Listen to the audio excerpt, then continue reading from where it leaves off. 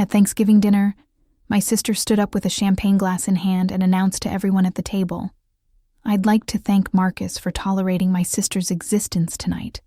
She's basically the family's biggest disappointment. But hey, at least she showed up." The room erupted in laughter. My father clinked his glass in agreement. My stepmother smiled proudly. Marcus, her boyfriend and supposedly her boss, sat perfectly still, his expression unreadable. Then he set down his fork with deliberate care and said in a voice that cut through every conversation, "Interesting. Because you're fired, Amber, effective immediately, and we're done." The room went dead silent. If you could stomach being publicly humiliated by your own family in front of a stranger, where would you draw the line? And where are you listening to this from? I genuinely want to know how far this story reaches. Hi, my name is Maya Collins. Though for most of my life, that name felt like something written in pencil, easily erased, easily forgotten. Standing in that dining room on Thanksgiving night, watching Amber's face crumble as Marcus dismantled her in front of 20 witnesses, something fundamental shifted inside me. Maybe it was vindication. Maybe it was the weight of every single year that led to that precise moment. Because what happened at that dinner table didn't begin there. It started decades ago, long before Amber learned to weaponize charm and cruelty in equal measure. I grew up in a house in suburban Connecticut that always felt slightly off balance, like a painting hung crooked that no one ever bothered to straighten. My father died in a car accident when I was 14, just 2 months before I started high school. He'd been the steady presence in my life, the one who called me his little architect because I spent hours building things out of cardboard and tape. When he was gone, the house didn't just feel empty. It felt like all the oxygen had been sucked out, leaving behind this thin, suffocating air. Before I'd even processed the grief, before I understood what it meant to lose a parent, my mother remarried. 7 months. That's all it took. People said she needed companionship. I think she was terrified of being alone with a daughter who looked too much like the husband she'd lost. Richard came into our lives with a leather briefcase, a firm handshake, and a daughter who walked like she owned every room before she'd even entered it. Amber.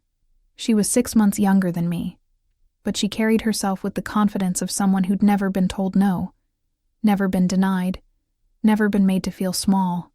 She moved into our home with boxes of designer clothes, a collection of trophies from cheerleading competitions, and an energy that seemed to reorganize the entire household around her presence. When my mother looked at her, something in her expression softened in a way I hadn't seen since my father was alive. When she looked at me, she mostly looked through me, as if I were a ghost haunting my own childhood. Then came their son, my half-brother, born 13 months after the wedding. I tried to love him, and in my own quiet way, I think I did. But his arrival cemented the hierarchy that had already been forming.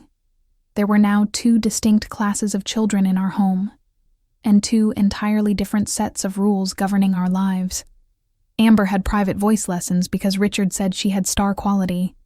She got a new wardrobe every season, sometimes twice if she complained the styles were outdated. Her birthday parties were productions, rented venues, professional photographers, gift bags for every guest that cost more than my entire birthday budget.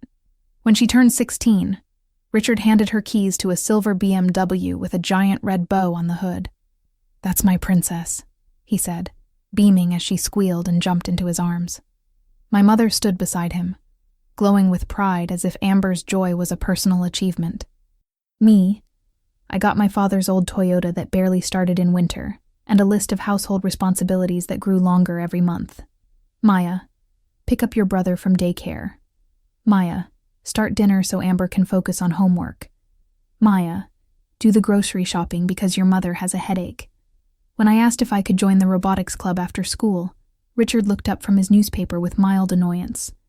"And who's going to watch your brother while you play with computers?" My mother didn't object. She never did. Her silence became permission for whatever Richard decided. I learned early that my dreams came with conditions and negotiations. Amber's came with applause and credit cards. Meals were the worst.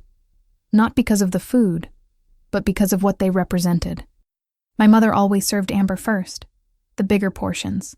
the crispier edges of the roasted potatoes, the corner piece of cake with extra frosting. I waited. Sometimes I ate leftovers standing at the counter. Sometimes I didn't eat until everyone had gone to bed, and I could heat up whatever remained. If I reached for something Amber wanted, Richard would say, "Don't be selfish, Maya. You always want what someone else has." When Amber got praise, it was ceremonial.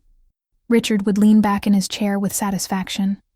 "That's my girl," he'd say, voice rich with pride. When I did something well, if it was acknowledged at all, it was with a distracted nod. When I did something wrong, and the bar for wrong was impossibly low, Richard barely looked at me. "Can you not cause problems?" I'm exhausted. Problems. Somehow I was always the problem, even when I did everything right. My stepmother, when she spoke to me at all, had a particular talent for cruelty disguised as concern. Whenever I showed any emotion, any hurt, she would sigh dramatically. "You're so sensitive, just like your father. Always taking things personally. It's exhausting to be around." She used my father's death as a tool, a weapon to keep me in line. Anytime I pushed back against the unfairness, she'd say, "Your father would be so disappointed in this attitude. He raised you better than this." I stopped pushing back. Silence felt safer, less likely to detonate a situation I couldn't control. Looking back now, I think they were embarrassed by me. Not because of anything I did, but because of who they decided I would become.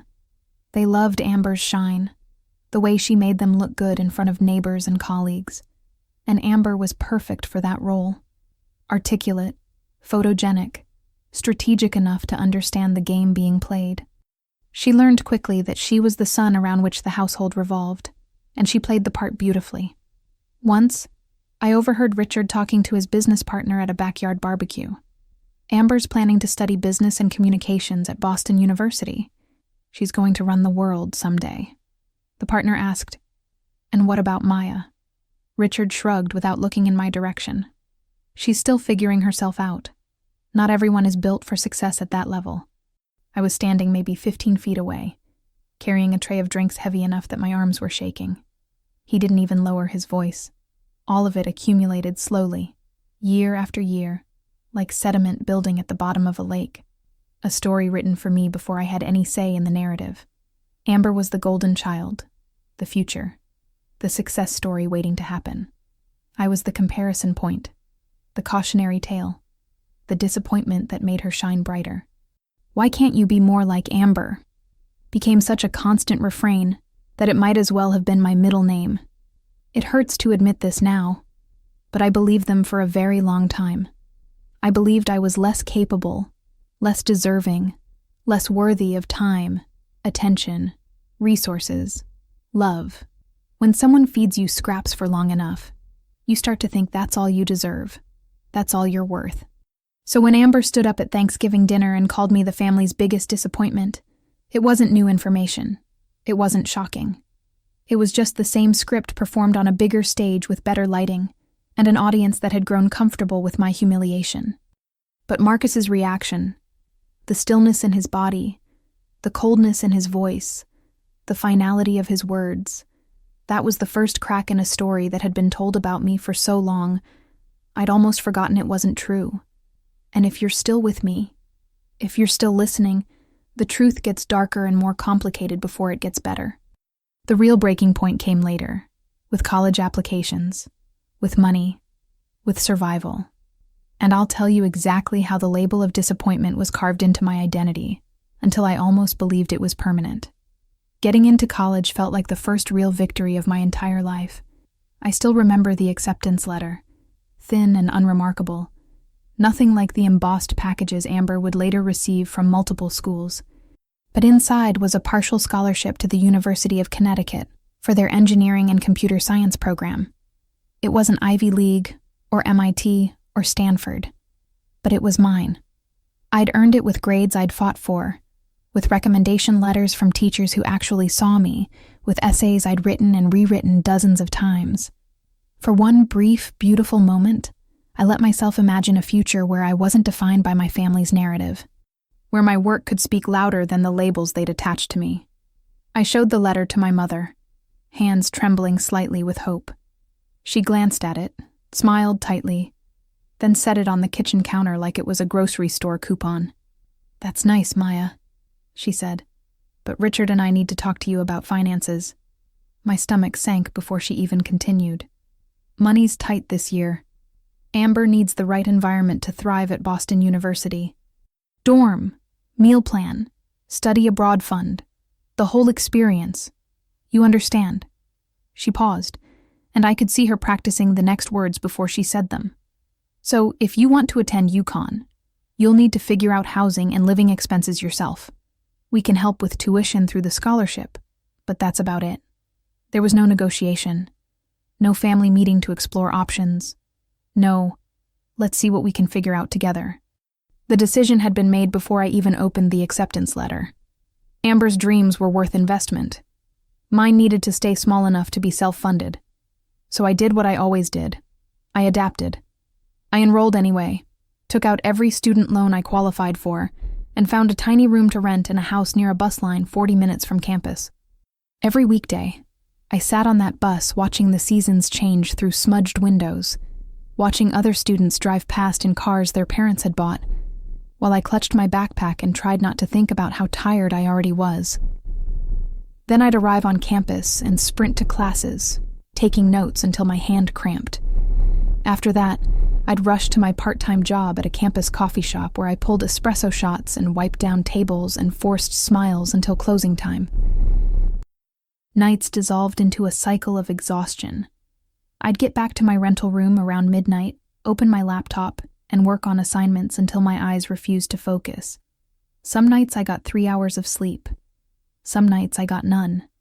My housemates threw parties on weekends. I studied through the noise with headphones in desperation. Winter was the hardest. The heating in the house was inconsistent at best. I'd sit wrapped in blankets, typing with stiff fingers, my breath visible in the air. But I kept going because I believed, naively maybe, that hard work would eventually mean something, that someone would eventually notice I was trying. Meanwhile, Amber posted constant updates from Boston University. Her dorm was spacious and modern, decorated in soft pastels with string lights and motivational posters. She showed off her meal plan brunches, her study groups at trendy cafes, her weekend trips to Cape Cod. Richard updated everyone constantly. Amber's excelling in her business program.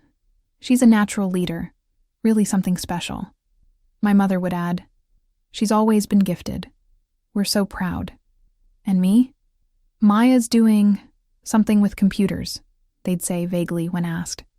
"We're not really sure. She's always been more of a loner, not really driven like Amber." I once heard my mother telling a neighbor, "She doesn't have the personality for real success, you know.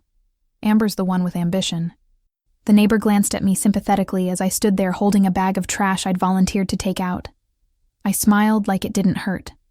Despite the exhaustion, despite the isolation, I pushed through the first year. My grades weren't perfect, but they were solid, respectable. I kept hoping someone would ask how I was doing, would say they were proud, would acknowledge the effort. But no one asked. No one seemed to care. Amber continued her ascent, and in their eyes, I remained invisible, fading a little more with each passing semester. By sophomore year, the weight became unbearable. My rent increased 30% when my landlord found out he could charge more. Tips at the coffee shop dropped as the economy tightened. My bus route changed, adding an extra 20 minutes each way. The shop demanded additional shifts because 2 employees quit. My grades started slipping. Not dramatically, but enough that I noticed. Enough that I felt myself drowning. I was skipping meals to afford textbooks, staying up until 4 a.m. and waking at 5:30 to catch the early bus, living on instant coffee and vending machine granola bars. And still, no one noticed I was sinking. Then came the breaking point. My landlord announced he was selling the property, and everyone needed to move out within 30 days. I begged the university for emergency housing, but the wait list was semesters long. Without a place to live within reasonable distance of campus, I couldn't maintain the commute. I couldn't afford closer housing. I couldn't keep all the pieces in the air. When I told my mother I might need to take a semester off to figure out housing and save money, she barely looked up from her phone. Well, Maya, college isn't for everyone. Maybe you're just not cut out for it. Richard added, We always knew Amber was the academic one. You're more hands-on. Maybe you should look for a trade or retail position, something stable that doesn't require so much struggle. He said the word like it was distasteful, like my poverty was a character flaw. I withdrew from school 2 weeks later. No one offered to help. No one asked what I needed. No one even helped me move my belongings. I stuffed my clothes and textbooks into garbage bags and moved into a tiny studio apartment above a laundromat, so close to the machines that I could feel them vibrating through the floorboards at all hours. No farewell.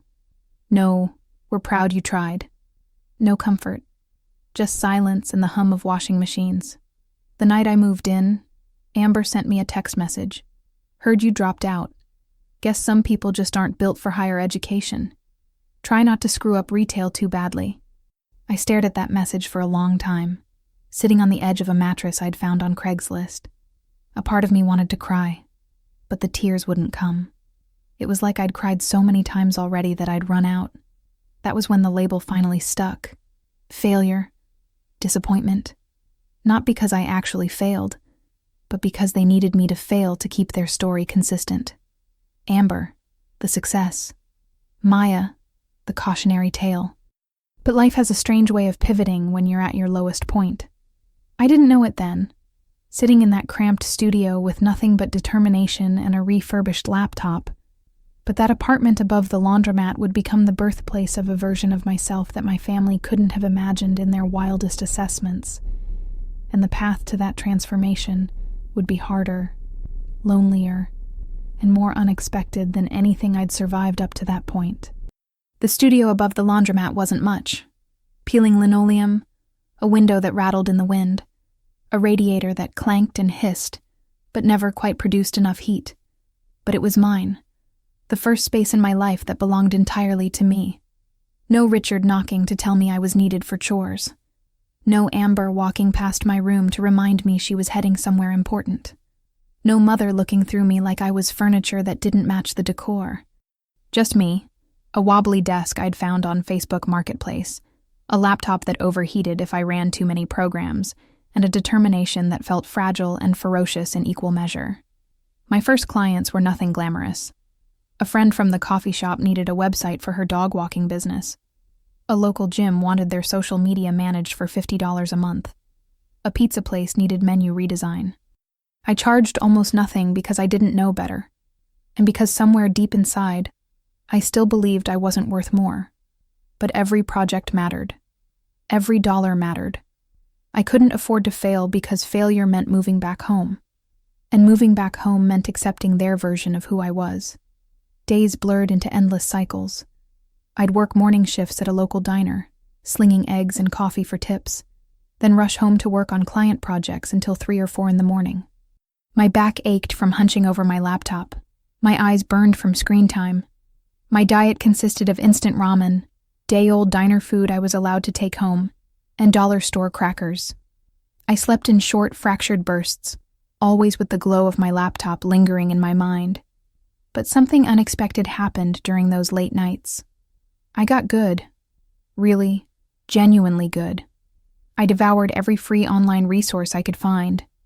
HTML, CSS, JavaScript, UI/UX design, digital marketing fundamentals, SEO strategy, conversion optimization, brand identity development.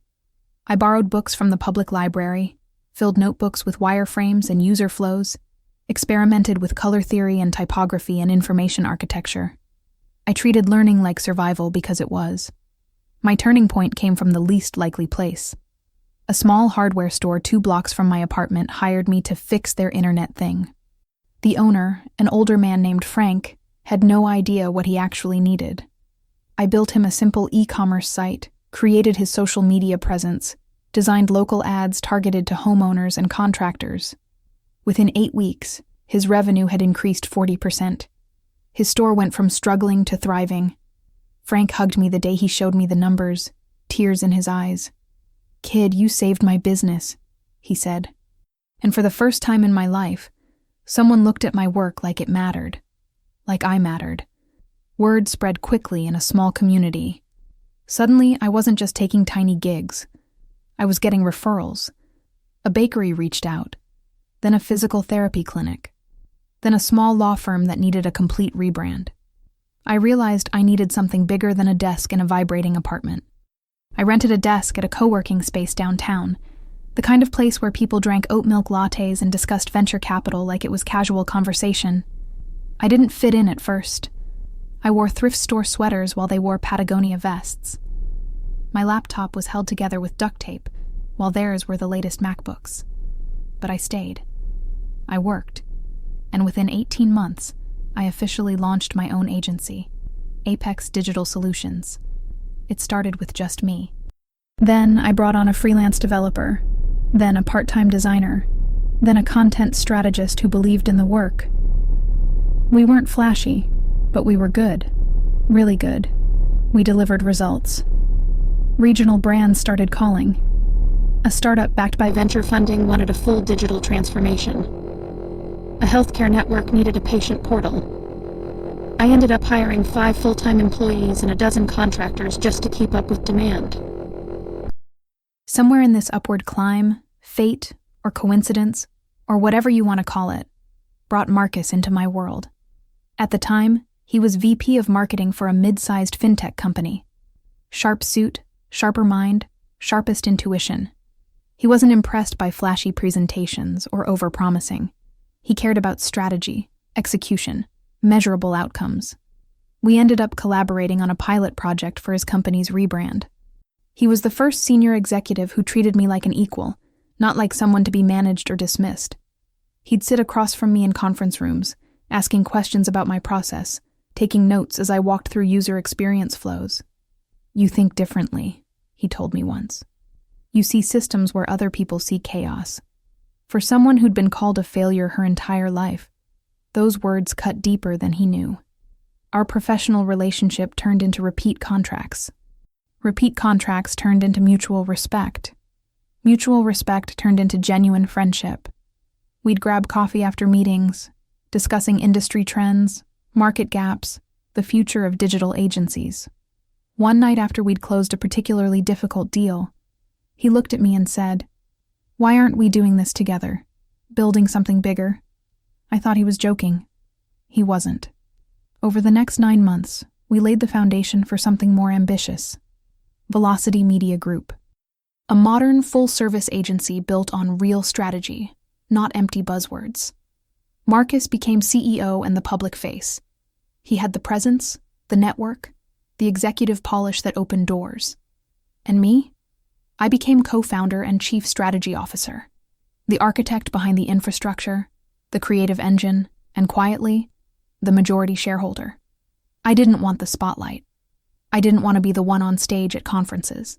I just wanted to build something that was mine, something no one could claim credit for except me. We kept my role somewhat understated, not for secrecy, but because I preferred building from behind the scenes. I liked creating without having to constantly justify my existence.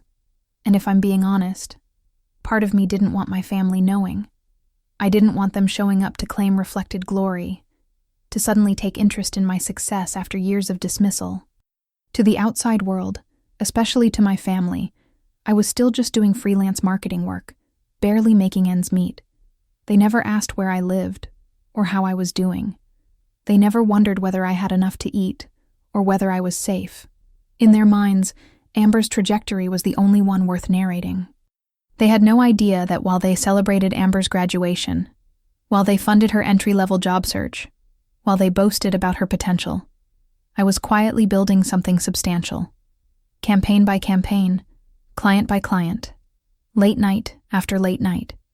They had no idea that the girl they'd written off, the girl who'd slept above a laundromat, was becoming powerful enough to change the trajectory of all our lives. And they definitely had no idea that their golden daughter would soon walk directly into a company I owned, completely unaware of who actually controlled her career. Amber's rise after graduation was predictable in the way a well-rehearsed play is predictable. You can see every beat coming. Once she walked across the stage at Boston University in a white dress and collected her business degree, the world, or at least our family's version of it, opened its arms. Richard threw a graduation party that cost more than my entire college attempt. My mother posted dozens of filtered photos online with captions like, "So proud of our star," and "The future is bright." Me, I watched from a distance, quietly signing contracts, hiring new team members, and building Velocity Media with Marcus one milestone at a time. My success was deliberately invisible to them. Not out of fear, but because I'd earned the right not to share it with people who'd never invested in me. Amber got her foot in the door at Velocity through a networking event she'd attended with Richard. She met one of our senior producers who thought she had potential. Marcus, not yet knowing she was my stepsister, interviewed her himself. He told me afterward that she'd come across as polished and ambitious. "She's got presence," he said during our strategy meeting.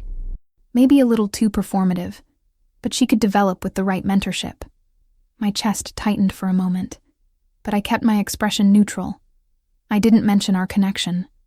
I didn't explain that she'd spent years treating me like I was beneath her. I simply asked, "Do you think she fits our culture?" Marcus nodded.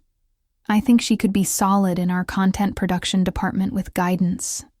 And just like that, Amber walked straight into my company. Her first day at Velocity was almost cinematic.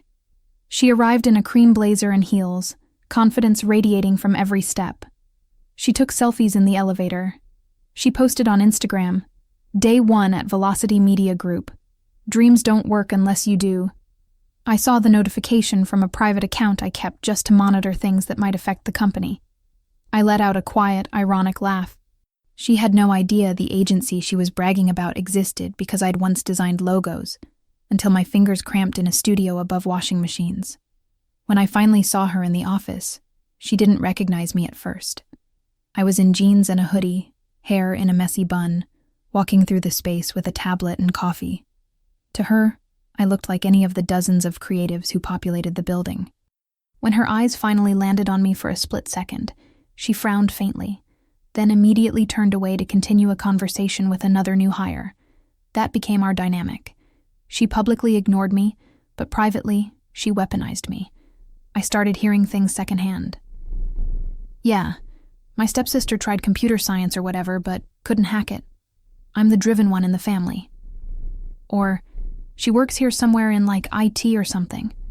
Poor thing just never figured out how to be ambitious." She told coworkers she was the success story, the one who broke expectations. I became her cautionary tale, the proof of her superiority through contrast. The irony was so sharp it could draw blood. Marcus remained blissfully unaware of our family connection. He genuinely tried to mentor Amber, offered constructive feedback, invited her to client meetings, encouraged her professional growth. He didn't know the version of her I knew, the one who could destroy someone with a smile, the one who needed an audience to feel real.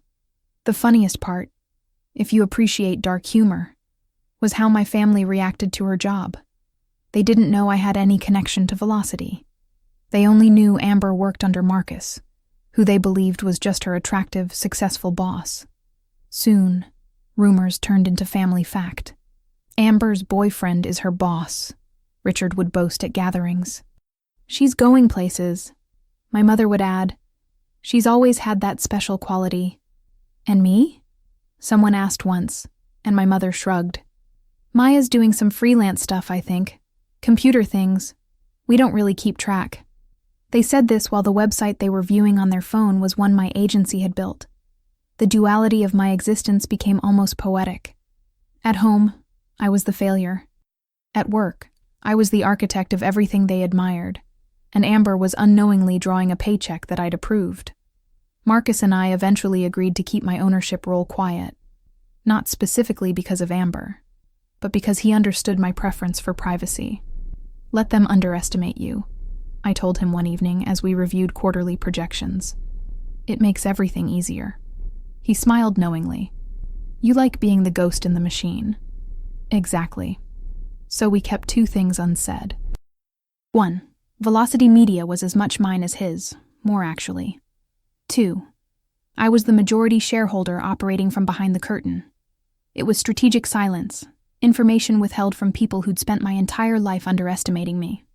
Amber had no idea what stage she was walking onto. She didn't know whose work she was presenting. She didn't know who reviewed the revenue reports, who approved the budgets, who had access to her performance evaluations. She didn't know that the ghost in the machine could see everything, every project, every metric, every mistake she tried to hide. She certainly didn't know that one day her ambition would collide directly with my patience, and that collision would become an explosion that unraveled everything. But at that moment, watching her pose at the office coffee station, flirting her way through introductions, I stayed quiet. There was no reason to intervene yet, because storms don't destroy instantly. They gather pressure. They build intensity. They circle and spin and grow. And Amber had just stepped into the eye of one she'd created herself, without even knowing it. It happened on a Wednesday afternoon. The kind of afternoon where nothing seemed particularly important, where the office had that midweek sluggish energy, where I was just reviewing analytics reports and preparing for a client presentation. My phone buzzed with a LinkedIn notification. Normally I ignored them, but the preview text caught my attention. Thrilled to share the campaign I developed. And there was Amber's face, smiling confidently beneath the Velocity logo, announcing a groundbreaking marketing campaign she had supposedly conceived and executed from start to finish. My stomach dropped. I clicked the post. The strategy, the messaging framework, the creative direction, the performance metrics. Every single element was identical to the campaign blueprint I'd created 3 weeks earlier for an internal pitch. Not similar. Identical. She'd taken my work, word for word in some sections, and presented it as her own original thinking. At first I felt confusion, then disbelief, then a cold, sinking clarity. She hadn't stumbled upon my work accidentally. She'd gone into our secure internal drives, folders I'd structured and protected, and stolen an entire strategic framework, as if it were a scarf she could slip into her bag. Before I could even process the full scope of what I was seeing, a message appeared on my screen. From one of our junior strategists, a quiet, thoughtful person who reminded me a bit of my younger self. Hey, not sure if I should mention this, but something weird happened yesterday in the break room. The message continued, and my fingers went numb. The strategist had witnessed Amber bragging, loudly, about how her mediocre stepsister once tried to pitch something similar, but gave up because she didn't have the follow-through. So I fixed it and made it actually viable. She'd laughed about it, mocked my supposed inability, told a room full of junior staff that I'd never amount to anything significant. The room had listened, absorbing her words as fact, because they didn't know I was one of the people who actually ran the company. Then came the part that made my vision blur. The strategist had witnessed Amber accessing the shared drive, downloading my original framework, scrubbing metadata, renaming files, and uploading her version. She'd even deleted traces of the original from one folder. Not enough to completely erase the trail, but enough to make it look like she'd authored the concept from scratch. My throat tightened. It wasn't just theft. It was calculated erasure, strategic plagiarism designed to build her reputation while burying mine. When Marcus saw her LinkedIn post later that afternoon, he walked into my office with measured steps, holding his phone like it had turned into something toxic. "Maya," he said, voice carefully neutral, "we need to talk." I expected him to ask if I'd collaborated with her, or if I'd authorized her use of the material. Instead, he asked, "Did you approve this?" I shook my head slowly. Marcus exhaled, long and heavy. I didn't think so. Her presentation felt off. Too polished for her skill level. Too sophisticated for someone 6 months into their first real job. Then he lowered his voice. "You deserve credit for this work. But it's not the first red flag." Over the next few days, internal complaints surfaced. Amber had been leveraging her increased visibility to throw her weight around, criticizing designers, undermining analysts, proposing half-baked ideas, and blaming junior staff when projects faltered. And buried within those complaints were conversations where she'd repeatedly referenced a washed-up tech worker in the industry who never made it past entry level because she lacked real drive. She'd used my life, or her fictional version of it, as a warning story. A cautionary tale about what happens when you lack ambition. She did this while actively benefiting from my work. During one strategy meeting, she'd told a conference room full of colleagues, "Honestly, if you don't want to end up like my stepsister, bouncing between gigs with no real career, you need to take initiative. Don't wait for opportunities to find you." Hearing that secondhand felt like being slapped in a dark room where no one could see me. I realized something painful then. My family's cruelty hadn't just wounded me. It had shaped her. She'd grown up believing she was inherently superior because the household had taught her I was the example of failure. So stealing from me wasn't immoral in her mind. It was justified. It was natural. It was what she deserved. One afternoon, Marcus pulled me into a private conference room and closed the door. "We need to address Amber," he said. The air felt heavy. I nodded silently. He opened his laptop and pulled up access logs. "She downloaded your file here," he said, pointing to a timestamp. "Monday at 2:43 p.m., renamed it 14 minutes later.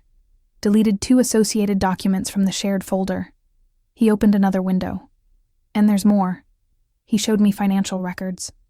Unauthorized consulting fees paid to an external account registered under Amber's name. She'd been siphoning money from discretionary budget line items. Not huge amounts, but steady. 300 here, 800 there, 1,200 the next month. She wasn't just stealing ideas. She was committing fraud. I sat down because my legs felt weak. It was almost poetic. My stepsister, the golden child, had stolen my future once when she'd taken the family resources that might have been shared. Now she was doing it again, reaching into a space I'd built with my own effort and time, carving pieces from it to polish her own reflection. I felt a sharp pressure behind my eyes. Not sadness exactly. Recognition. This was who Amber had always been. This was who my family had taught her she could be.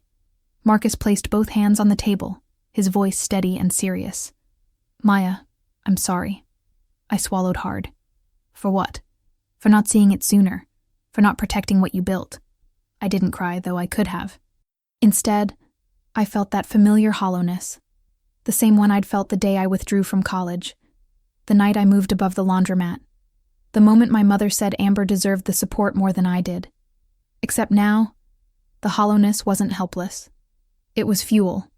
Because it wasn't just about stolen work, or stolen money, or stolen credit. It was about the realization that no matter how far I'd climbed, from that cramped studio to co-owning a rising agency, my stepsister had found a way to reach into my world and treat it with the same contempt she'd always treated me. And that was when the floor truly dropped out. Not because I felt powerless, but because I finally understood she'd stepped onto a battlefield she didn't even know existed. And I was done playing quietly in the shadows. Marcus and I didn't rush.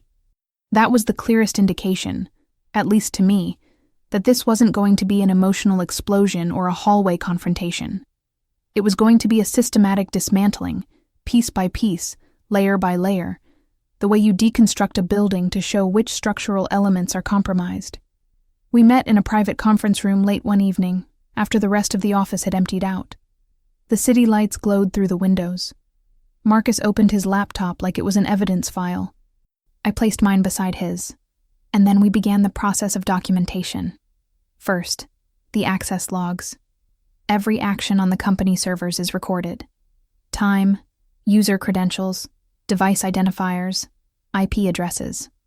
Marcus clicked through the timeline methodically. "Here," he said, pointing. "Wednesday, 2:43 p.m. Amber accessing your strategy folder." He scrolled down. 2:51 p.m., file downloaded. A few minutes later. 3:07 p.m., file renamed in her personal directory. At 3:19 p.m., it was uploaded to a new folder she'd created for the campaign. And then the damning part. 2 supporting documents, drafts I'd created, had been deleted from the shared system. Not moved. Deleted. An attempt to erase the paper trail. Marcus opened another folder. Internal presentations. There it was. A pitch deck with Amber's name prominently displayed. Campaign lead, Amber Thompson. She'd taken my strategic framework and branded herself as the originator. The deck included screenshots from my original prototypes, the exact color palette I'd selected, and one paragraph lifted verbatim from my research synthesis. Then we moved to email records. Some were routine, forwarded briefs, scheduling confirmations. Others were more revealing. One thread showed Amber instructing a junior designer to refine these slides that clearly originated from my initial drafts. Another email asked a data analyst to expand on this consumer insight, an insight I'd developed but she'd never contributed to. We pulled up internal messaging platforms, Slack conversations where she'd been subtly undermining colleagues, deflecting blame when timelines slipped, positioning herself as a victim of incompetent team members. Then Marcus clicked into a final folder, screenshots that an analytics team member had sent him privately. In them, Amber was venting in a group chat.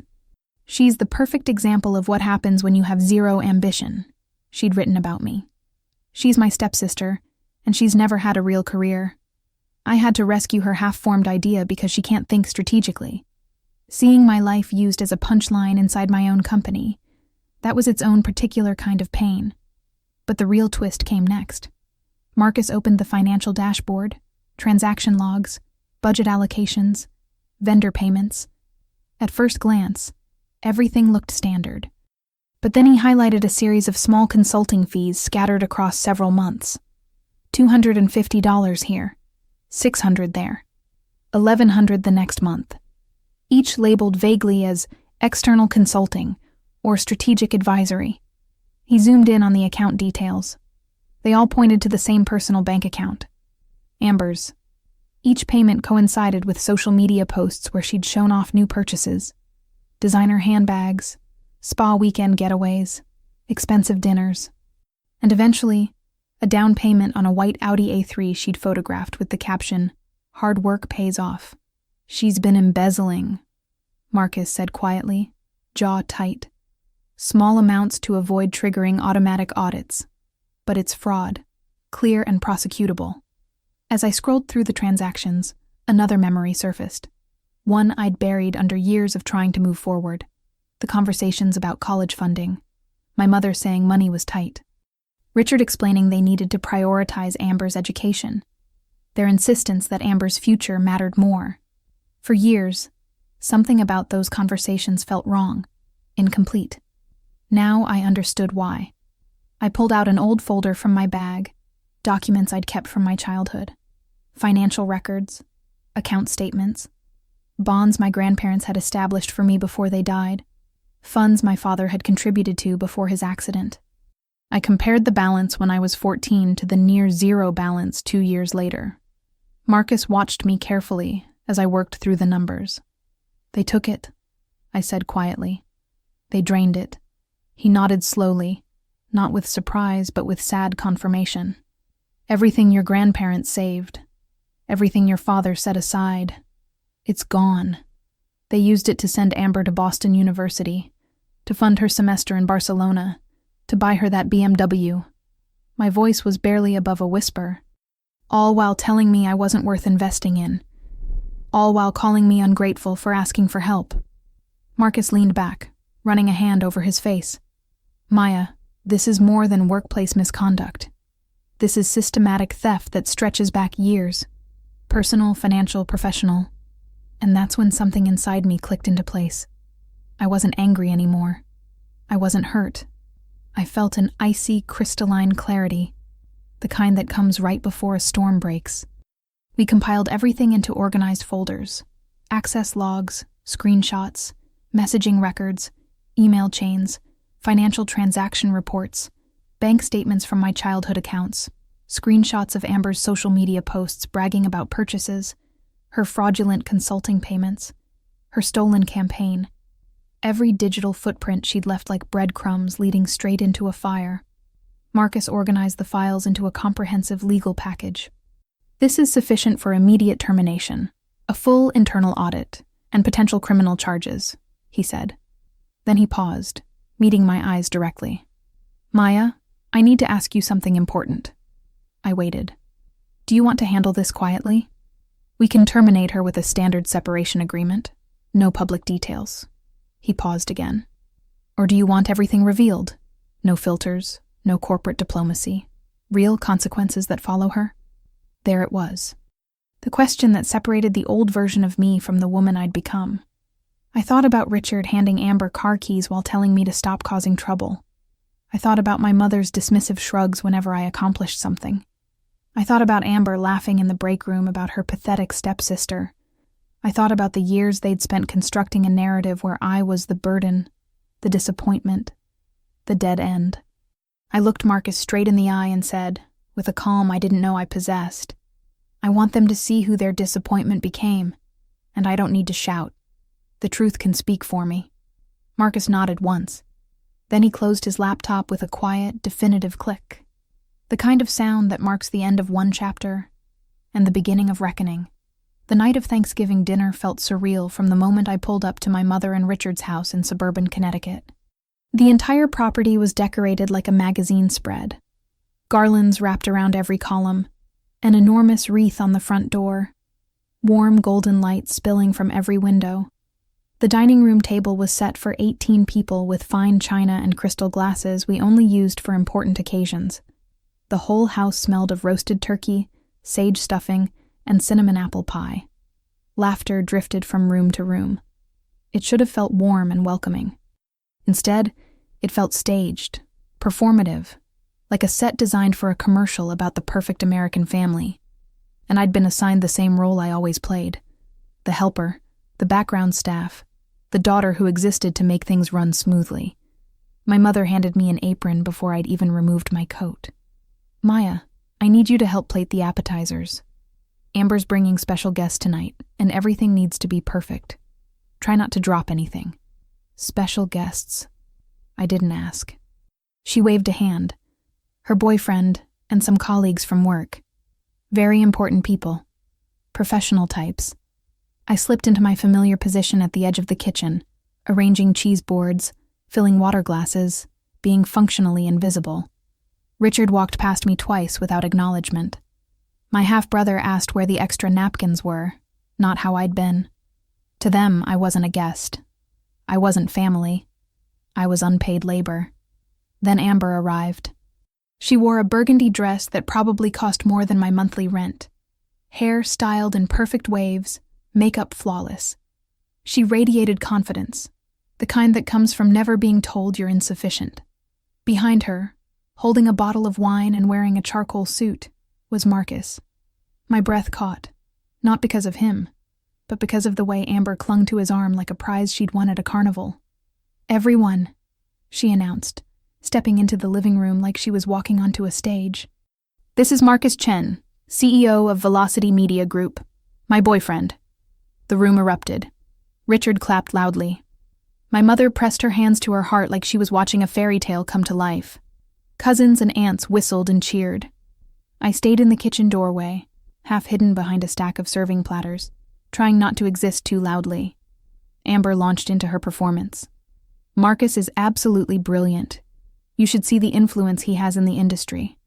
I've learned so much from him. I'm essentially his right hand now, his go-to person for major campaigns. I watched Marcus's face. Calm, polite, but his eyes were scanning the room with that sharp awareness he always had when something didn't add up. Then it happened. Of course it did. Amber always needed her grand finale. She grabbed Marcus's hand and pulled him toward the kitchen where I was standing. I straightened instinctively, suddenly very aware of my jeans and plain sweater. This, Amber said loudly, gesturing toward me like I was an exhibit in a museum, is my stepsister Maya, the biggest disappointment of our family. The room erupted in laughter. Sharp, careless, cruel. Richard nodded in agreement, raising his glass. She never could keep up with Amber, he said proudly, as if he were complimenting his own parenting choices. My mother added with a theatrical sigh, We love her, but let's be honest, she's been lost for years. At least Amber turned out successful. Someone in the back of the room snickered. Good thing one of them made something of themselves. It was a familiar sting, a script I'd heard 1,000 variations of. But still, it landed. Every childhood wound compressed into one moment under warm lighting and the smell of holiday cooking.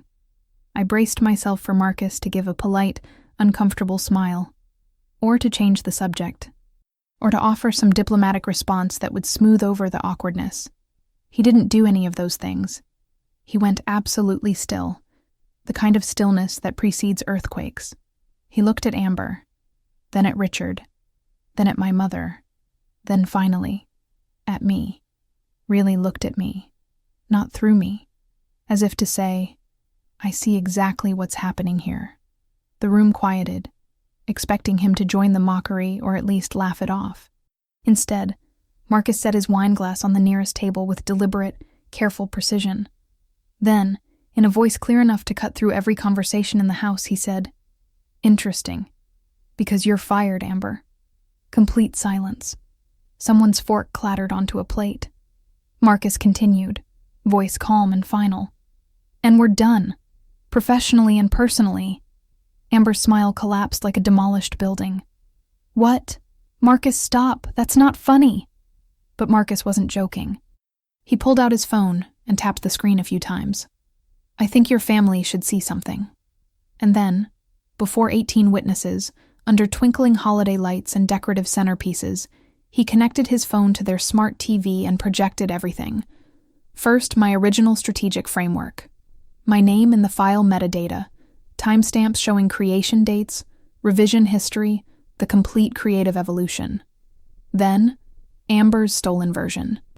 Her login credentials, her access times, her file downloads, her deletions, her emails claiming authorship. Gasps rippled through the room. My mother's face went pale. Richard blinked rapidly like the screen was malfunctioning. Marcus pulled up the financial records next. The unauthorized consulting payments. Every transaction highlighted, every deposit into Amber's personal account, every fraudulent invoice. My half-brother whispered, "No way." And Amber stood there, frozen, watching her entire fabricated reality crumble in real time. Marcus turned to address the room directly. "What Amber stole doesn't belong to her. And just so everyone here understands the full scope, Maya is the co-founder and majority shareholder of Velocity Media Group. She built the systems your daughter exploited." Every single face turned toward me as if I'd been invisible my entire life and suddenly materialized into focus. Marcus finished with devastating calm. "Amber is terminated effective immediately for intellectual property theft, embezzlement, and breach of fiduciary duty. HR will process her exit formally. And yes, we will be reporting this to relevant industry oversight bodies." He disconnected his phone and slipped it back into his pocket. Happy Thanksgiving. The decision was final. No negotiation, no corporate softening, no room for appeal. Richard sputtered, "Maya? A co-founder? That's impossible. She's..." He trailed off, unable to finish the sentence he'd been repeating my entire life. My mother stared at me like she was seeing a stranger. "You own a company?" My half-brother looked embarrassed, though I wasn't sure for whom. And Amber, her face blotchy and red, eyes darting around desperately for someone to support her, finally screamed, "You're lying! She's nothing! She's a failure who dropped out of college!" But the evidence was glowing on the screen behind her, irrefutable and damning. And for the first time in her life, she had no audience left to perform for. Everyone was staring at her with confusion, disappointment, and slowly dawning understanding. Marcus picked up his coat. "I'll be leaving now. Maya, whenever you're ready." I didn't smile. I didn't gloat. I simply breathed. And for the first time in my entire life, the room was completely silent for me. Not because I was invisible, but because they finally saw me clearly. The morning after Thanksgiving arrived cold and gray, the kind of morning where the sky itself looks bruised and heavy. I'd barely slept, my phone exploding overnight with missed calls, frantic text messages, voicemails that ranged from hysterical to furious. I ignored all of them. Around 9:30 a.m., someone pounded on my apartment door with enough force to rattle the frame. I already knew who it would be. I opened the door to find my mother and Richard standing there, both stiff and tense. Richard holding a thick manila envelope like it was a peace offering. They didn't greet me. They brushed past me into my living room as if they still had some inherent right to my space. My mother set the envelope on my coffee table with shaking hands. Maya, we need to discuss this situation. Things have gotten completely out of hand.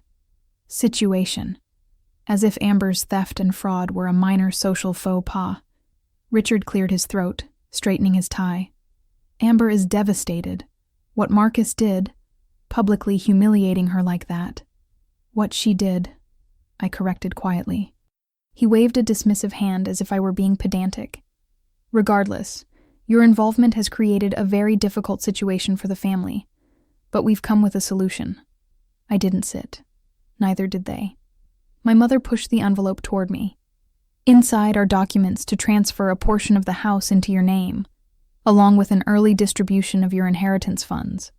The word inheritance made something cold settle in my chest. I opened the envelope slowly. Property deeds, account transfer forms, a cashier's check. But attached to them were 3 additional pages. Conditions. Richard spoke as I read. If you sign these agreements, you agree not to pursue legal action against Amber. You won't report anything further to industry boards or professional organizations, and you'll inform Marcus this was a misunderstanding that's been resolved internally. Misunderstanding. Years of theft, fraud, and systematic humiliation reduced to a misunderstanding because it benefited their golden child. My mother clasped her hands dramatically. Sweetheart, family handles things privately. You don't air grievances publicly. You don't destroy your sister's future over a mistake. She's fragile right now. She's worked so hard to build her career. I stared at them both. I owe her protection. Yes, my mother insisted. She's always supported you in her own way. And she's the face of this family now. Richard's business reputation, our standing in the community. People notice these things. Maya, you have to think about the family. There was no apology. No acknowledgement of what Amber had actually done.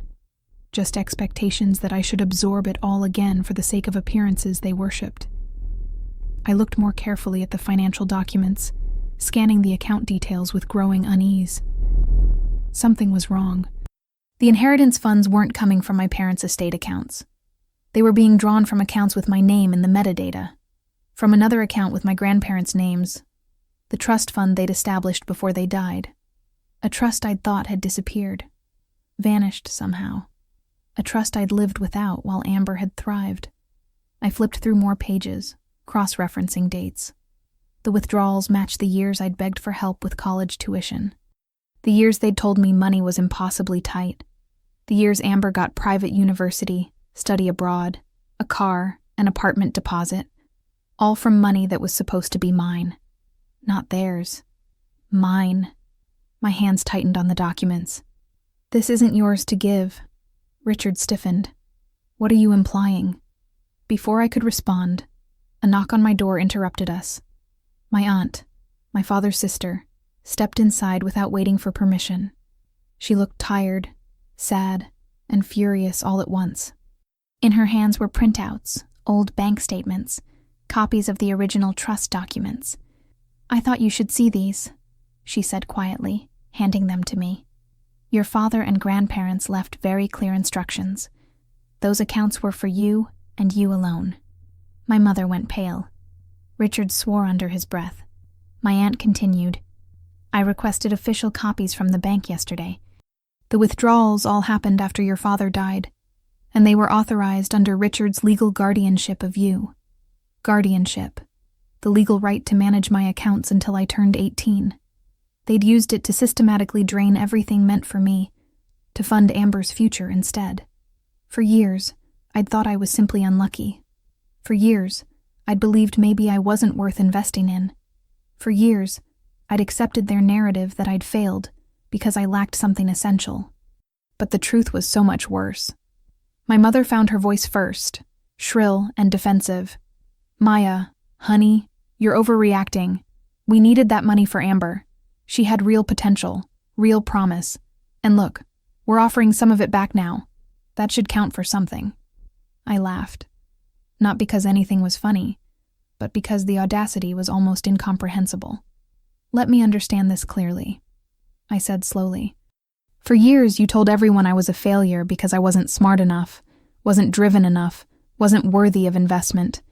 You let me struggle, work multiple jobs, live in poverty, while you spent my inheritance to make Amber look like the family success story. Neither of them answered. Their silence was the most honest thing they'd offered in years. I held up the documents. You built your entire golden child on money you stole from the daughter you called worthless. Explain to me how that works. Richard's expression twisted into something ugly. If you tell anyone about this, Maya, you will destroy this family. We'll have no choice but to share our side. The truth about how selfish and ungrateful you've always been. We can make sure people understand what you really are. There it was. The threat. The manipulation. The final play they always made when their control was threatened. I took the documents, every page, and tore them methodically in half. Then in half again. Small, deliberate pieces falling like snow onto my floor. No deal, I said softly. Not now. Not ever. My mother gasped. Do you realize what you're throwing away? I nodded. Yes, your control over my life. Richard pointed a shaking finger at me. You will regret this decision. I stepped back and opened my apartment door, letting cold morning air cut through the room. No, I said, feeling something settle in my chest. For the first time in my life, I won't leave. They did. Faces tight, voices breaking, the carefully constructed illusion finally collapsing around them. As the door closed behind them, I knew something with absolute certainty. They hadn't come to fix anything. They'd come to preserve Amber's world, the world they'd built by systematically stealing mine. The smear campaign started within hours, faster than any apology, any acknowledgement, any attempt from my family to face what they'd done. Less than a day after I tore up their documents, Amber went silent across all her public social media accounts. Then, like a coordinated attack, a wave of anonymous posts began spreading online. At first, it was subtle. A vague comment in a regional marketing forum about a toxic female executive sabotaging her own family member out of jealousy. Then a Reddit thread claiming someone in Connecticut's tech scene was mentally unstable and known for stealing credit from junior employees. They never used my name directly, but the details were just specific enough that people in our industry would piece it together. Then, an anonymous LinkedIn profile tagged several of our clients with a lengthy post, accusing me of plagiarizing Amber's work, framing her for theft, and manipulating the CEO for personal and financial gain. I didn't need forensic analysis to know who was behind it. The voice, the phrasing, the specific details. It was Amber wearing the thinnest possible mask. Within hours, she escalated. Posts appeared on marketing gossip sites. Tweets from burner accounts calling me a failed dropout who finally snapped. Comments under Velocity's social media, asking if the company was still being run by proven liars. But what surprised me wasn't Amber. It was my parents. They began sending messages throughout the extended family. Text chains, voice memos, a family-wide email with the subject line, "The Truth About Maya." In it, Richard claimed I'd always been envious of Amber's success, that I'd destroyed her career out of spite and jealousy, and that I was clearly unstable and in need of professional help. My mother added her signature dramatic flair. We tried for years to support Maya, but she has always rejected our love and guidance. Please keep her in your prayers during this difficult time. They were rewriting history in real time, turning my boundaries into betrayal, my silence into villainy. I'd like to say none of it affected me, that I was completely unshakable. But watching your own family weaponize their narrative against you publicly is a particular kind of heartbreak. A few clients reached out, politely but cautiously. One email read, "Hi Maya, we've come across some concerning posts circulating online. Can we schedule a call to clarify the situation?" In the past, I would have apologized reflexively. I would have tried to justify, explain, soften, beg them to believe my side. I would have absorbed their doubt as confirmation of my inadequacy. But not anymore. Not after everything I'd uncovered. Not after seeing the evidence laid out clearly in access logs, financial records, legal documents. I didn't respond emotionally. I responded strategically, Marcus and I met with our attorney that same afternoon. We presented the complete evidence folder. Timestamps, stolen files, fraudulent financial transfers, screenshots, the family trust documents showing systematic theft, everything. Our attorney's eyebrows raised repeatedly as she reviewed the materials. "This isn't just workplace misconduct," she said, tapping the stack of papers. "This is criminal on multiple levels, and the online harassment campaign makes it significantly worse." She looked up at us. "I'll draft cease and desist letters immediately, along with non-disparagement orders. Amber and anyone acting on her behalf will receive them by tomorrow morning." Her tone was clinical, precise, sharp. It felt like breathing clean air after months underwater. We preserved every email, every anonymous post, every forum thread, every comment Amber had made, even the voicemails from my parents where they alternated between begging and threatening. When the legal notices were delivered, the online activity stopped almost immediately. Burner accounts vanished. Posts were deleted. The rumor mill went silent. Not all the damage could be undone. We lost 2 contracts, both relatively small but still. However, the majority of our clients stayed, because when they requested clarification, I sent them the same evidence package we'd given to our attorney. Clean, organized, professional, without emotional appeals. Almost every client responded with some version of, "Thank you for your transparency. We trust your leadership." It stunned me. The concept that people could actually choose to believe me, not because they had to, but because they respected the evidence and my professionalism. It was validation I'd never experienced from the people who raised me. But the most significant shift happened quietly.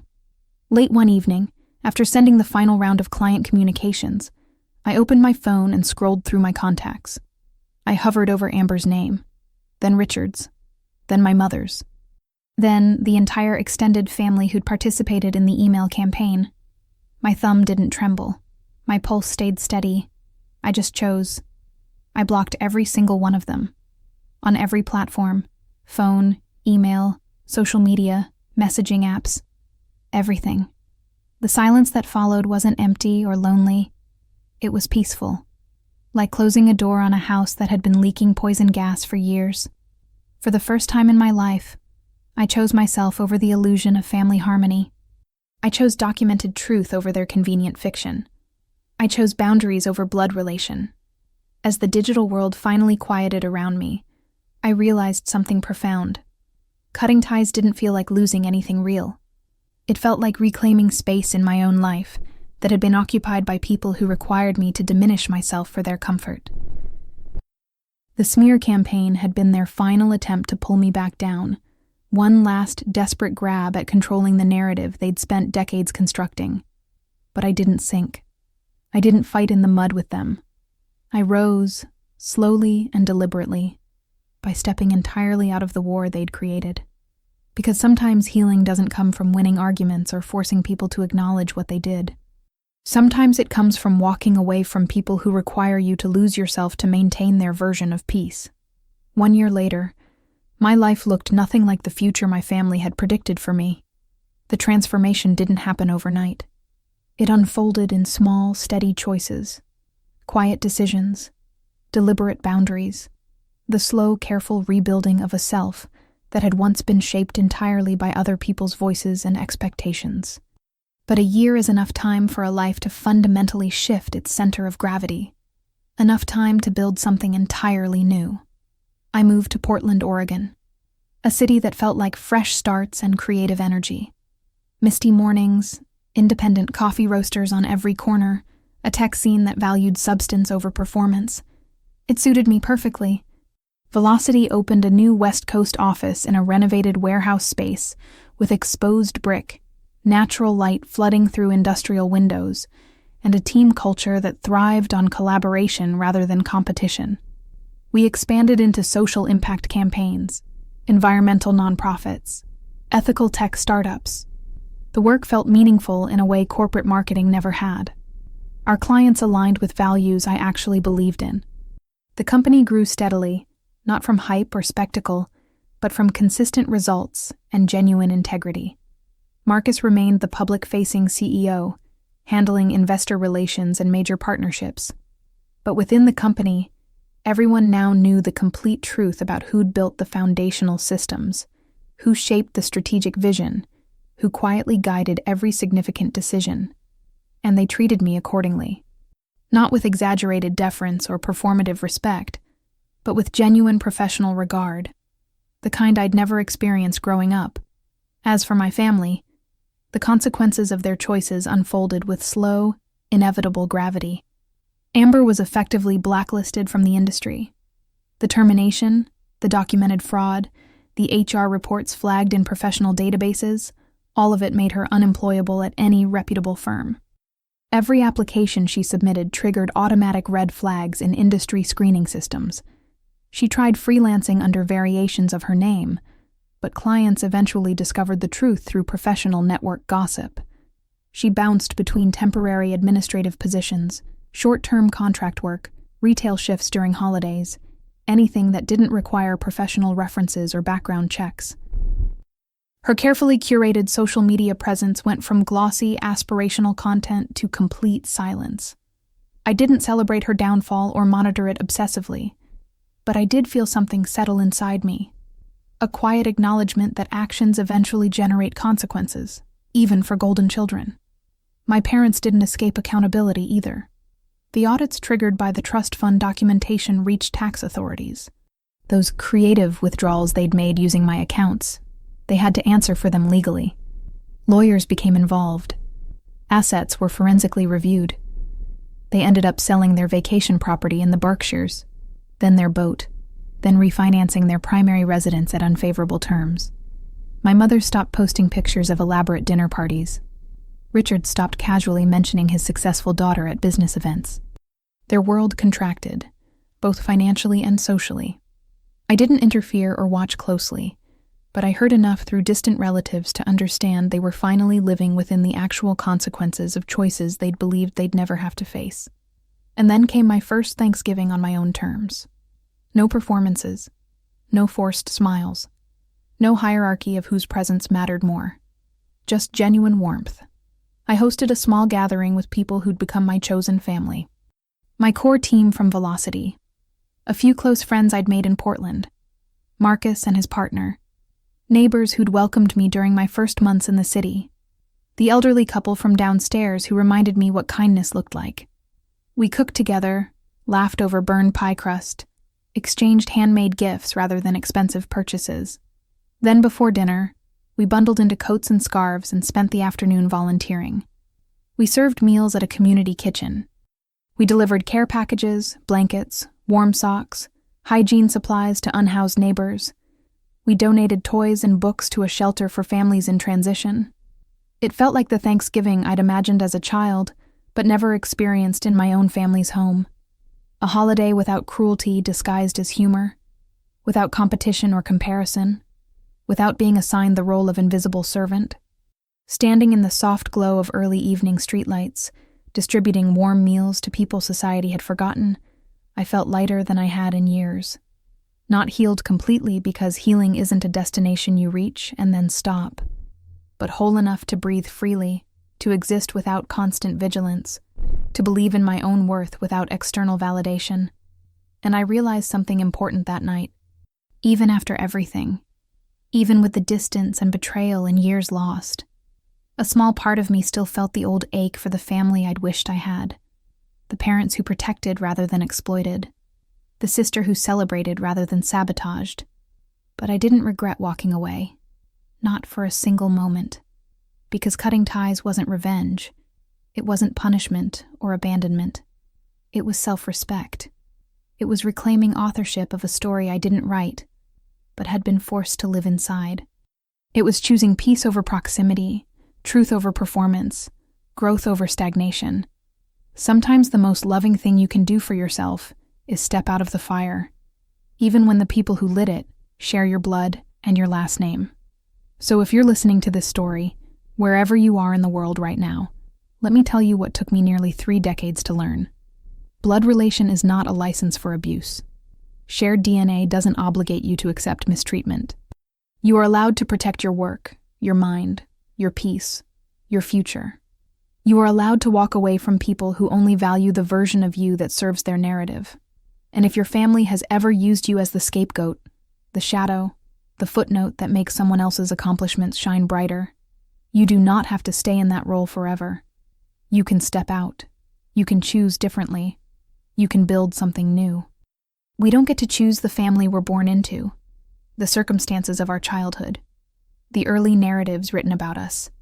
But we absolutely get to choose the family we build, the stories we tell about ourselves, the future we create through our choices. And I'd genuinely love to know something, if you're comfortable sharing. Where are you listening to this story from? What brought you here?